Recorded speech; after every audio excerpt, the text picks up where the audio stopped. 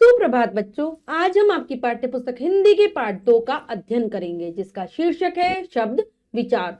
तो चलिए पाठ को पढ़ते हैं और जानते हैं शब्दों के संसार के विषय में। शब्द विचार के माध्यम से हम जानेंगे शब्दों की उत्पत्ति, रचना और भेद के विषय में। तो चलिए पाठ को शुरू करते हैं। अध्याय 2, शब्द विचार।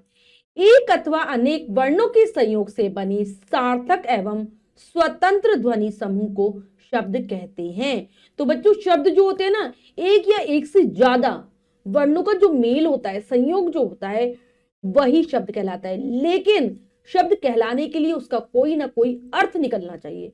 अगर अर्थ नहीं होगा तो वो शब्द नहीं कहलाएगा। तो जो अपने आप में स्वतंत्र है वही शब्द है, अर्थ है उसका और वो अपने आप में स्वतंत्र है, वर्णों का ऐसा समूह। निम्नलिखित उदाहरण को ध्यान पूर्वक पढ़िए और समझिए। यहाँ पर कुछ उदाहरण दिए गए हैं, उनको पढ़ते हैं और समझने का प्रयास करते हैं। आ, जल, नमक, हाथ।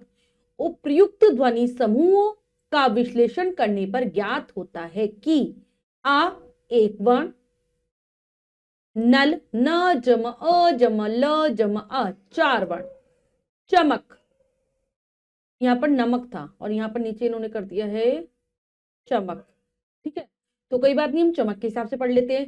चा जम अ जम म जम अ जम क जम अ, कुल हो गए 6 वर्ण।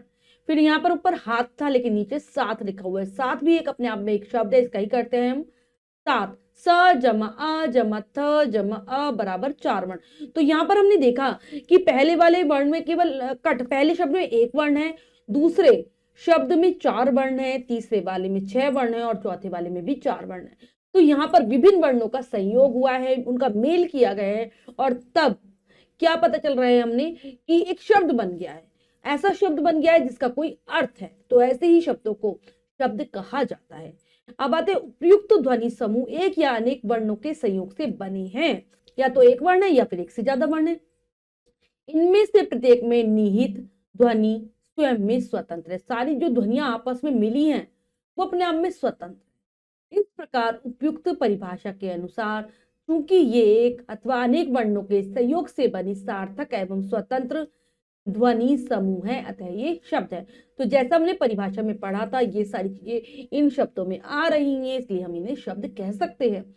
यहाँ ध्यान देने योग्य तथ्य है कि शब्द के मूल में ध्वनि निहित होती है, परंतु ध्वनियों का स्वतंत्र रूप से कोई अर्थ नहीं होता। यानी कि जो शब्द बनते हैं वो ध्वनियों से तो बनते हैं, लेकिन अगर ध्वनियों को हम अलग अलग कर दें तो उनका कोई अर्थ नहीं रह जाता। जब सारवान ध्वनि समूह कोई अर्थ दे तभी उसका महत्व होता है।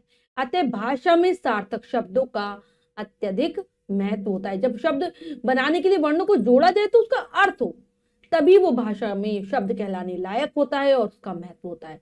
यद्यपि व्याकरण में केवल सार्थक शब्दों पर ही विचार किया जाता है, तथापि कभी कभी निरर्थक शब्द भी जब अपना अर्थ व्यक्त करते हैं तो ये भी सार्थक बन जाते हैं। जैसे तो ज्यादातर हम व्याकरण में करते हैं सार्थक, जिनका कोई अर्थ हो उस पर विचार ही करते हैं। लेकिन कई बार ऐसा भी हो जाता है बच्चों की निरर्थक शब्द हम वाक्य में प्रयोग कर देते हैं और वो अर्थ देने लगते हैं अपना, तो वो सार्थक की श्रेणी में ही आ जाते हैं। जैसे कुछ उदाहरणों द्वारा ये बात जानते हैं। मैं तो रोज की खिच खिच से तंग आ गया हूं, कुछ चाय वाय है क्या। इन वाक्यों में खिच खिच से तात्पर्य कलह तथा वाय से तात्पर्य आदि अन्य वस्तुएं हैं। अतः नर्थक रूप लेकर भी इनमें भाव की सार्थकता है और वाक्य में स्थान पाकर अपना अर्थ प्रकट कर रहे हैं। तो ये कुछ ऐसे हो गए जैसे खिचखिच मतलब लड़ाई झगड़ा, खिचखिच तो ये हो गया, इसका अर्थ दे रहा है ये, जबकि ये सार्थक नहीं है। और दूसरा है वाय, क्योंकि वो चाय के साथ आया है, यानी कि चाय के साथ आया वाय, तो वाय का मतलब हो गया आदि, तो यहाँ पर वाय भी अर्थ दे रहा है। तो ये सार्थक का स्थान ही ग्रहण कर रहे हैं वाक्यों में। अब आते हैं पद। हम पद किसे कहेंगे? प्रत्येक स्वतंत्र सार्थक वर्ण समूह शब्द कहलाता है, परंतु जब उसका प्रयोग वाक्य में होता है तब वह स्वतंत्र नहीं रहता, अपितु व्याकरणों के नियमों लिंग वचन कारक आदि में बंध जाता है और उसका रूप भी बदल जाता है। इस स्थिति में वह शब्द न रहकर पद बन जाता है। तो बच्चों, अगर हम अपने आप से बच्चों अगर हम कहें कि वर्णों का समूह, अगर वो अर्थ दे रहा है वो शब्द है, लेकिन जब हम उस शब्द का वाक्य के अंतर्गत प्रयोग करते थे तो वह पद बन जाता है, क्योंकि फिर उसके ऊपर बहुत सारे नियम लागू हो जाते हैं, क्योंकि वो पूरे वाक्य के अनुसार कार्य करता है, उसमें लिंग वचन कारक इन सब का प्रभाव पड़ता है, इसीलिए वह पद बन जाता है। उदाहरण देखिए, गोपाल, पुस्तक, पढ़ना, ये तीनों शब्द हैं। गोपाल ने पुस्तक पढ़ी, वाक्य में प्रयुक्त होने पर उपयुक्त शब्दों का रूप बदल गया है, व्याकरण के नियमों में बनकर ये शब्द न होकर पद बन गए। तो जैसे ये तीन शब्द थे, गोपाल, पुस्तक, पढ़ना, जब हम इनका वाक्यों में प्रयोग करेंगे तो इनका जो मतलब कुछ कुछ चीजें में चेंज हो जाती है, कुछ कुछ रूपों में इनके बदलाव आ जाता है, इसीलिए शब्द नहीं रहते, ये पद बन जाते हैं। अब आते हैं, वर्णों के सार्थक समूह स्वतंत्र रहने पर शब्द तथा वाक्य में प्रयुक्त होने पर पद कहलाता है। यानी कि वर्णों का जो समूह है, अगर वो अपने आप में स्वतंत्र है, मतलब उसको वाक्य में नहीं करा है कन्वर्ट, तो वो शब्द है, लेकिन अगर हम उसको वाक्य में बदल दें तो वह पद है। ठीक है, ध्यान रखिए, शब्दकोश में शब्द होते हैं, पद नहीं। जो बच्चों हमारा शब्दकोश होता है जिसमें सारे शब्दों को स्थान दिया जाता है, उसमें पद नहीं होते, हमेशा शब्द होते हैं। अब आता है शब्दों का वर्गीकरण, यानी कि विभिन्न प्रकार के स्रोतों से हमें शब्दों की प्राप्ति होती है, तो वो किस प्रकार से होती है, तो चलिए जानते हैं। भाषा विभिन्न स्रोतों से अपना शब्द भंडार भरती है, इसके लिए कुछ शब्द वह स्वयं बनाती है तथा कुछ शब्दों को विभिन्न शब्दों के मेल अथवा अन्य भाषाओं से ग्रहण करती है। इनमें कुछ शब्द प्रयोग के आधार पर एक ही अर्थ देते हैं, जबकि कुछ भिन्न भिन्न अर्थ देते हैं। ऐसे में भाषा इनका वर्गीकरण करती है। इस प्रकार स्रोत तथा अर्थ आदि को ध्यान में रखते हुए शब्दों के वर्गीकरण के चार आधार माने गए। तो बहुत सारा हमारा जो भाषा है उसका शब्द भंडार बच्चों बहुत विस्तृत है, वो विभिन्न प्रकार से शब्दों को का संग्रह करती है। कुछ शब्दों का निर्माण स्वयं करती है, कुछ शब्दों को मेल से बनाती है, दो शब्दों को जोड़ दिया हमने या फिर उपसर्ग पर प्रत्यय लगा दिया। बच्चों कुछ शब्दों का प्रयोग के आधार पर अर्थ बदल जाता है। तो अगर हम ऐसा वर्गीकरण देखें शब्दों का, तो ये चार आधारों पर किया जाता है, जानते हैं इसको। पहला वर्गीकरण है उत्पत्ति अथवा स्रोत के आधार पर वर्गीकरण, कि शब्दों की उत्पत्ति किस प्रकार से हुई, कोई शब्द हिंदी भाषा में कहां से आया अथवा उसका स्रोत क्या है, इस आधार पर किया गया शब्दों का वर्गीकरण इस वर्ग के अंतर्गत आता है, कि कहां से आया कोई शब्द, उसकी उत्पत्ति कैसे हुई है, किन स्रोतों से उसको लिया है भाषा में, तो इस आधार पर यह वर्गीकरण है। इस आधार पर हिंदी भाषा में प्रयुक्त शब्दों के स्रोत को 5 भागों में बांटा जा सकता है: तत्सम, तद्भव, देशज, विदेशी और संकर। तो ये 5 भागों में विभाजित किया गया है। पहले होते तत्सम शब्द। तत्सम शब्द का अर्थ है तत् अर्थात उसके, संस्कृत, सम अर्थात समान। तो तत् का मतलब होता है उसके, यहाँ पर उसके से तात्पर्य संस्कृत से, और सम का अर्थ है समान। संस्कृत के समान, अपने मूल रूप के समान होने के कारण ही ये शब्द तत्सम कहलाते हैं। कुछ तत्सम शब्दों की सूची यहाँ दी जा रही है। तो ये बच्चों क्या होते हैं, ये जो हमारी भाषा में, हिंदी भाषा में संस्कृत के समान शब्द आए हैं, यानी कि संस्कृत भाषा से इनको लिया गया है, वो तत्सम कहलाते हैं। यहाँ पर कुछ शब्द है तत्सम शब्द, पढ़ते हैं इनको।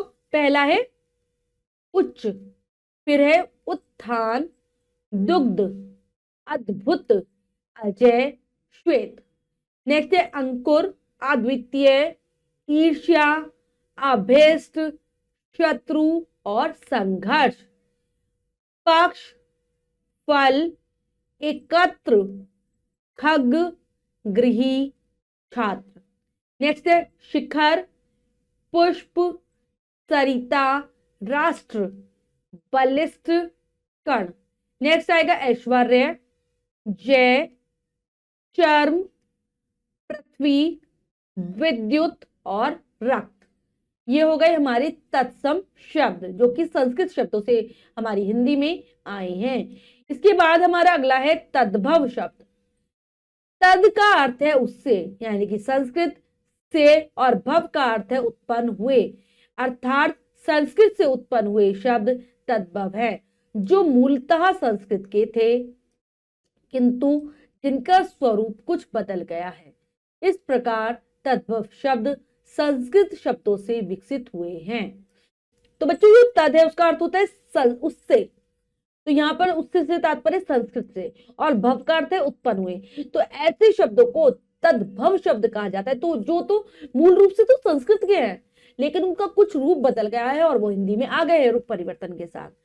तो अतः संस्कृत भाषा के जो शब्द रूप बदलकर हिंदी भाषा में प्रयुक्त होते हैं वे तद्भव कहलाते हैं। जैसे काठ यानी कि कास्ट, घर गृही, पत्र, गाहक ग्राहक आदि, मतलब इन शब्दों से बनाए गए, जो ब्रैकेट में लिखे हुए उनसे बने हैं ये।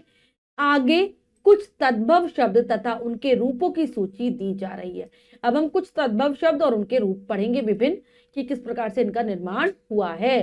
तो यहाँ पर तालिका में दो, मतलब तालिका बनी हुई है, दो कॉलम है तालिका में, तद्भव और तत्सम लिखा है वहां। तो पहले तद्भव जीव और उसका तत्सम जीवा, ऐसे ही पढ़ते हैं। घंटी घंटिका, नंगा नग्न, आग अग्नि, खीर क्षीर, चांद चंद्र, डंक दंश, रात रात्रि, दिन दिवस, हाथ हस्त। और भी है तद्भव तत्सम, बादल मेघ, मोर मयूर, गाय धेनु, सिर शीर्ष, गधा गधर्भ, सांझ संध्या, बूंद बिंदु, सात सप्त, सूरज सूर्य, हाथी हस्ती।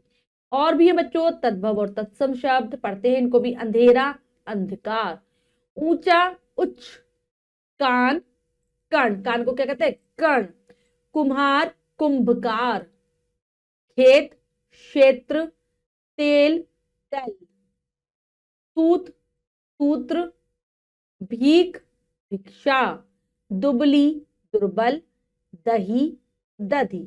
तो ये है हमारे तद्भव और तत्सम शब्दों की सूची। तत्सम जो संस्कृत में आते हैं और तद्भव जो कि तत्सम से बने हैं, यानी कि संस्कृत वालों से बने हैं रूप परिवर्तन के साथ तद्भव। अगला प्रकरण पढ़ते हैं जो कि है देशज शब्द। देशज का अर्थ है देश में उत्पन्न। जो शब्द स्थान और परिस्थिति के अनुसार देश में ही निर्मित कर लिए जाते हैं देशज शब्द कहलाते हैं। जैसे आटा, घोड़ा, पेड़, चूहा, झाड़ू, लोटा आदि। तो जो अपने देश के ही, हमारे देश में ही उत्पन्न हुए वे शब्द हैं, और परिस्थिति विभिन्न स्थानों पर इन शब्दों का प्रयोग किया जाता है, तो ये देशज शब्द है। आटा, घोड़ा, पेड़, चूहा, झाड़ू, लोटा, ये सारे हमारे देशज शब्द के उदाहरण है। अब आते हैं विदेशी शब्द। हमारे देश में समय समय पर विदेशी जातियां आती रही हैं, उनकी भाषाओं से बहुत से शब्द हिंदी में आ गए हैं। ये शब्द विदेशी कहे जाते हैं। इनमें से कुछ शब्द तो हमारी भाषा में इतने घुल मिल गए हैं कि यह कहना कठिन है कि वे विदेशी हैं। जैसे कोट, चाय, लालटेन, स्टेशन, अमरूद, पुली, कुर्ता, चाकू, कैंची आदि। तो बच्चों विदेशी शब्द उन शब्दों को कहा जाता है जो हमारे देश के नहीं हैं। समय समय पर भारत में बहुत सारे विदेशियों का आगमन होता रहा, चाहे वो अंग्रेज हो, चाहे वो पुर्तगाली हो, बहुत सारे लोग आए यहाँ पर आए, तो उनके द्वारा जो शब्द प्रयोग होते थे वो धीरे धीरे हिंदी भाषा में मिल गए और यही विदेशी शब्द कहलाते हैं। और इतना रच बस गए हिंदी भाषा में कि हमें समझ में ही नहीं आता कि ये हिंदी के या विदेशी है। जैसे कोट, चाय, लालटेन, स्टेशन, अमरूद, कुली, कुर्ता, चाकू, कैंची आदि। अब आता है हिंदी में प्रयुक्त होने वाले कुछ महत्वपूर्ण विदेशी शब्द निम्न प्रकार हैं। तो बच्चों हिंदी भाषा में प्रयोग होने वाले जो विदेशी शब्द उनको बताया गया है यहाँ पर कि कौन सी भाषा का कौन सा विदेशी शब्द हिंदी में आ गया है।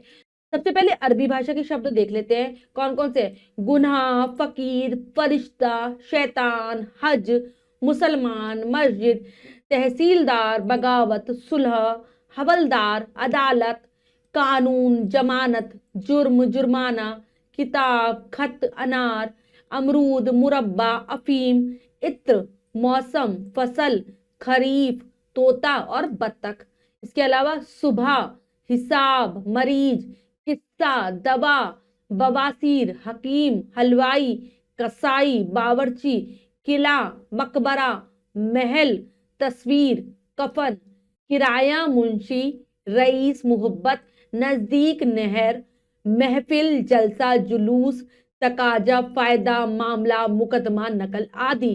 अब आते हैं फारसी। फारसी से जो आए हैं कालीन, अंगूर, किशमिश, चुकंदर, खून, गवाह, नमाज, पीर, चिलम, तंबाकू, काश्तकार, पैदावार, गुलाब, बुलबुल, खरगोश, कबूतर, कुश्ती, गर्दन, दर्द, जिगर, दिल, दिमाग, कमीज, चश्मा, खानदान।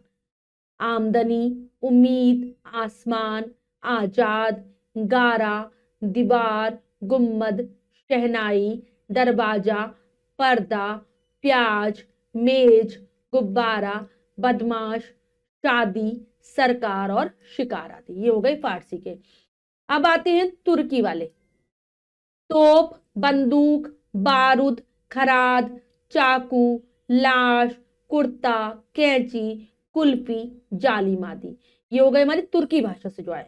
अब आते हैं फ्रांसीसी से जो आए कारतूस, कूपन, रेस्तरां, काजू आदि। पुर्तगाली से जो आए कमरा, गमला, तौलिया, फीता, नीलाम, बाल्टी, संतरा, साबुन, कनस्तर आदि। अंग्रेजी भाषा से जो शब्द आए operation, injection, x ray, glucose, thermometer, nurse, surgeon, atom, transformer, oxygen, acid, अगस्त, अप्रैल, किलोग्राम, दर्जन, party, meeting, second, carbon, type, ribbon, cricket, carrom board, table tennis, hockey, badminton, ट्यूबर, ट्यूब, रबड़, seat, stand, omelette, cake, chocolate, cigarette, bread, shirt, magistrate, suit, overcoat, gown, jersey, jacket, tie, frock, ticket, telegraph, parcel, office, fees card, money order, engineer, agency, company, school, headmaster, number, pass, bill, city, CBI, governor, commissioner, commander, colonel. ये सारे हैं बच्चों। इसके अलावा captain, camp, rifle, parachute, sten gun, SP, chairman आदि सारे अंग्रेजी भाषा के। फिर आती चीनी, चाय, लीची, तूफान आदि। यूनानी यानी कि ग्रीक भाषा, डेल्टा, एटम, टेलीग्राफ, टेलीफोन आदि। ये बहुत सारे शब्द हैं जो कि हमारी भाषा में सम्मिलित हो गए हैं। पांचवा जो है इसका संकर शब्द। दो भाषाओं के मेल से बनी शब्द संकर शब्द कहलाते हैं, जिनको दो भाषाओं के मेल से बनाया गया। जैसे रेलगाड़ी में रेल अंग्रेजी शब्द है और गाड़ी हिंदी शब्द है। लाठी चार्ज में लाठी हिंदी शब्द है और चार्ज अंग्रेजी शब्द है। घड़ी साज में घड़ी हिंदी शब्द है और साज अरबी शब्द है। टिकट घर में टिकट अंग्रेजी शब्द है और घर हिंदी शब्द है। ऐसे शब्दों को संकर शब्द कहा जाता है। बच्चों अगला हमारा वर्गीकरण है व्युत्पत्ति, यानी कि बनावट के आधार पर, रचना के आधार पर वर्गीकरण। व्युत्पत्ति से तात्पर्य है बनावट। इस आधार पर हिंदी के शब्दों के तीन भेद किए जाते हैं। पहला रूढ़, दूसरा यौगिक और तीसरा है योग रूढ़। ये तीन भेद हैं। पहला है रूढ़ शब्द। जिन शब्दों के खंड किए जाने पर उसका कोई अर्थ न निकले उन्हें रूढ़ शब्द कहते हैं। जैसे पैर, घोड़ा, घर, मेज, नाक आदि। तो ऐसे शब्दों को बच्चों रूढ़ शब्द कहा जाता है। अगर हम उनके टुकड़े कर देते हैं तो किसी का भी टुकड़े का कोई अर्थ नहीं रह जाता। ये रूढ़ होते हैं। जो रूढ़ शब्द होते हैं ना बच्चों, किसी अन्य शब्दों के योग से नहीं बनते। ये शब्द किसी अर्थ विशेष के लिए प्रसिद्ध हो जाते हैं। तो बच्चों रूढ़ शब्द होते हैं, इनका एक ही अर्थ निकलता है, किसी भी अर्थ के लिए रूढ़ हो जाएंगे अपने आप में। तो ऐसे शब्दों को रूढ़ कहा जाता है। जैसे पैर, घोड़ा, घर, मेज, नाक आदि ये सारे रूढ़ शब्दों के ही उदाहरण हैं। अब आता है अगला यौगिक शब्द। यौगिक जिसका अर्थ ही होता है योग से बने शब्द। ऐसे शब्द जो दूसरे शब्दों के मेल से बने हैं तथा जिनके सार्थक खंड किए जा सकते हैं यौगिक शब्द कहलाते हैं। मतलब दो शब्दों के योग से तो बने हैं और इनको अगर हम अलग अलग करें तो प्रत्येक अलग होने वाले जो टुकड़ा है उसका कोई अर्थ होगा, क्योंकि वो अपने आप में पूर्ण शब्द है। जैसे डाकघर, डाक जमा घर, विद्यालय, विद्या जमा आलय, सब्जी मंडी, सब्जी जमा मंडी, वनराज, वन जमा राज आदि। ये यौगिक शब्दों के उदाहरण है। अब आते हैं योग रूढ़। जो शब्द अन्य शब्दों के योग से बने हो किंतु जिनसे सामान्य अर्थों का बोध न होकर विशेष अर्थों का बोध हो, योग रूढ़ शब्द कहलाते हैं। बच्चों, ऐसे शब्दों को योग रूढ़ कहा जाता है जो दो या दो से अधिक शब्दों के योग से बने होते हैं और ये अपना सामान्य अर्थ नहीं देते, शाब्दिक अर्थ नहीं देते, बल्कि एक विशेष अर्थ देते, एक अलग अर्थ देते हैं। जैसे अगर हम उदाहरण देखें, जैसे नीरज, नीर जमा ज, नीर जल, ज उत्पन्न हो रहा, तो जो जल में उत्पन्न हो वही नीरज है, इसलिए इसका जो अर्थात जल में उत्पन्न होने वाला यह शब्द एक फूल विशेष कमल का फूल के लिए रूढ़ हो गया है। तो अब हम नीरज जल में उत्पन्न होने वाले को नहीं कहते, बस एक फूल का नाम है नीरज, कमल का को हम नीरज कहते हैं। जल में उत्पन्न होने वाला हर फूल नीरज नहीं होता, नीरज केवल कमल के फूल के लिए प्रयोग किया जाता है। अगर पानी में और भी फूल उत्पन्न होंगे लेकिन किसी को नहीं कहते हम नीरज, केवल कमल को कहते हैं। तो यही होता है योग रूढ़ शब्द। ऐसे ही चारपाई, चार पैरों वाली अर्थात खाट, चार पैरों वाली प्रत्येक वस्तु चारपाई नहीं होती है, यह शब्द केवल खाट के लिए प्रयोग में लाया जाता है। तो चार पैरों की तो बहुत सारी चीजें होती है, कुर्सी भी होती है, लेकिन केवल चारपाई खाट के लिए हम प्रयोग करते हैं। इसी प्रकार जलद, बादल, चौपाया, जानवर आदि शब्द रूढ़ हो गए हैं। अतः मिलकर बनने व विशेष अर्थ के द्योतक रूढ़ होने से ये योग रूढ़ कहलाते हैं। क्या है इसका कि योग से भी बने और अपने अर्थ में रूढ़ भी हैं, इसलिए इनको योग रूढ़ कहा गया है। अब आता है अर्थ के आधार पर वर्गीकरण, कि शब्दों के अर्थ होते हैं जो उसके आधार पर ये वर्गीकरण है। अर्थ के आधार पर शब्दों को प्रमुख चार भेदों में वर्गीकृत किया गया, चार भागों में बांटा गया है। पहले है एकार्थी, दूसरे है अनेकार्थी, तीसरे है पर्यायवाची और चौथे है विलोम शब्द। अब इनके बारे में जानते हैं। एकार्थी क्या होते हैं? जिन शब्दों का प्रयोग केवल एक ही अर्थ में किया जाता है वे एकार्थी शब्द कहलाते हैं, जिनका एक ही अर्थ में प्रयोग हो, जैसे मेज, फर्श, रोटी, कुत्ता, हाथी, घोड़ा, गाय आदि, जिनका एक अर्थ विशेष के लिए प्रयोग हो, तो वो क्या है? वो एकार्थी है। जैसे मेज, फर्श, रोटी, कुत्ता, हाथी, घोड़ा, गाय आदि एक ही अर्थ में प्रयोग होते हैं। अब आते हैं अनेकार्थी। तो ठीक एकार्थी का उल्टा, जिन शब्दों का प्रयोग संदर्भों के अनुसार अलग अलग अर्थों में किया जा सकता है वे अनेकार्थी शब्द कहलाते हैं। मतलब संदर्भ के अनुसार अलग अलग अर्थ में हम उनको प्रयोग करें, वो अनेकार्थी हैं। जैसे सोना, धातु विशेष, सोने की क्रिया। तो सोना किसी मतलब धातु का नाम तो है ही सोना, और सोने की क्रिया को भी हम सोना कहते हैं जब हम सो जाते हैं, नींद में चले जाते हैं। कुल, कुल किसे कहते हैं? वंश को भी कहते हैं, परिवार को भी कहते हैं, और सब मिलाकर जो चीजें एक साथ हो जाती है उसको भी कुल कहा जाता है।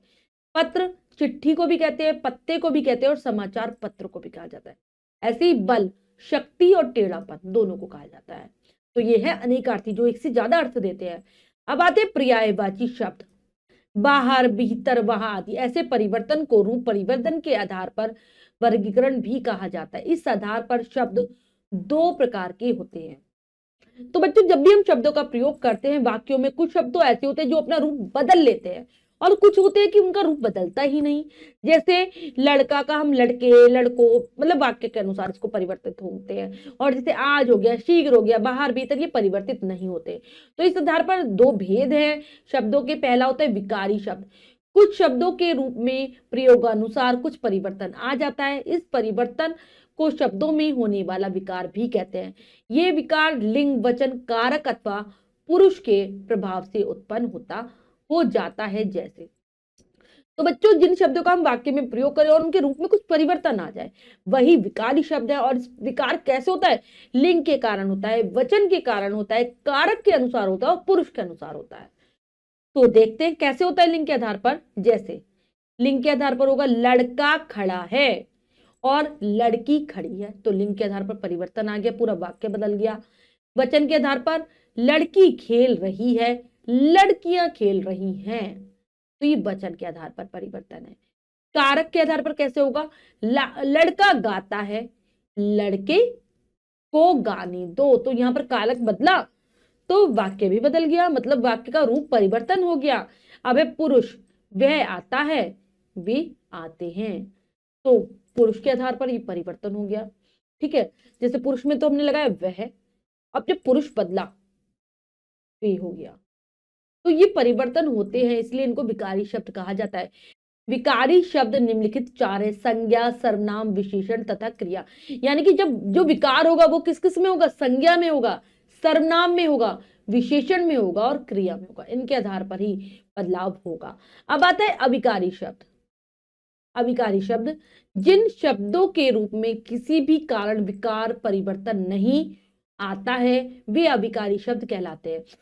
बच्चों जिनमें किसी भी कारण से कोई बदलाव ना हो, परिवर्तन ना आए, वही अविकारी हैं। जैसे वह यहां आएगा, वे यहां आए थे, तुम धीरे धीरे चल रहे हो, समय धीरे धीरे व्यतीत हो रहा है। तो इनमें कोई देखा आपने, यहां में कोई बदलाव नहीं आया, चाहे कुछ भी बदला, लेकिन यहां वैसा का वैसा रहा। धीरे धीरे में कोई बदलाव नहीं आया, चाहे कुछ भी बदल गया वाक्य में। तो यही अविकारी कट, यही अविकारी शब्द होते हैं। अविकारी शब्द 4 प्रकार के होते हैं। इसके भी 4 प्रकार हैं। कौन कौन से? क्रिया विशेषण, संबंध बोधक, समुच्चय बोधक और विस्मयादि बोधक। तो इन चारों के बारे में हम आगे के अध्याय में विस्तार पूर्वक पढ़ेंगे। विकारी के जो 4 भेद है उनके बारे में भी और अविकारी के भी 4 भेदों के बारे में। बच्चों हमने पाठ को बहुत अच्छे से समझकर पढ़ लिया है। अब हम पाठ का अभ्यास कार्य कर लेते हैं।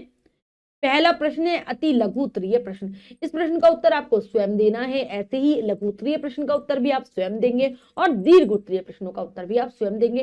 कार्य को सुंदर अक्षरों में अपनी अभ्यास पुस्तिका में कर लेंगे। अब इसके बाद हमारा जो अगला प्रश्न है, निम्नलिखित शब्द रूढ़, यौगिक अथवा योग रूढ़ में से क्या है, लिखिए। तो यहाँ पर कुछ शब्द लिखे हैं, हमें बताना है कौन सा यौगिक है, कौन सा रूढ़ है और कौन सा योग रूढ़ है। तो चलिए करते हैं। पहला है सत्य, ये क्या है? रूढ़। फिर है सूर्य, ये भी रूढ़ है। पीतांबर, ये क्या है? योग रूढ़।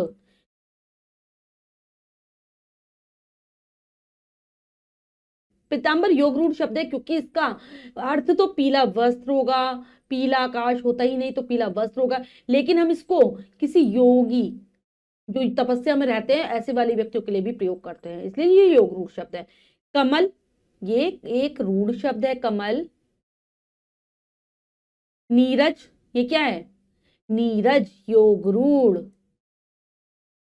नीरज का प्रयोग हम किस लिए करते हैं? कमल के लिए करते हैं।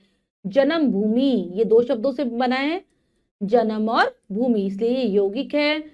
पंकज, ये भी योग रूढ़ है क्योंकि ये कमल के लिए प्रयुक्त होता है। पंक मतलब कीचड़ और ज मतलब उत्पन्न होने वाला, कीचड़ में उत्पन्न होने वाला, लेकिन यहाँ पर हम कमल के लिए ही इसका प्रयोग करते हैं। जलज, ये भी योग रूढ़ है और इसका प्रयोग भी हम कमल के लिए करते हैं।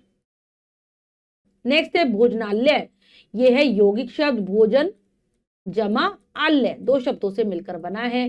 रसोई घर, ये भी यौगिक है, रसोई जमा घर से बनकर बना है।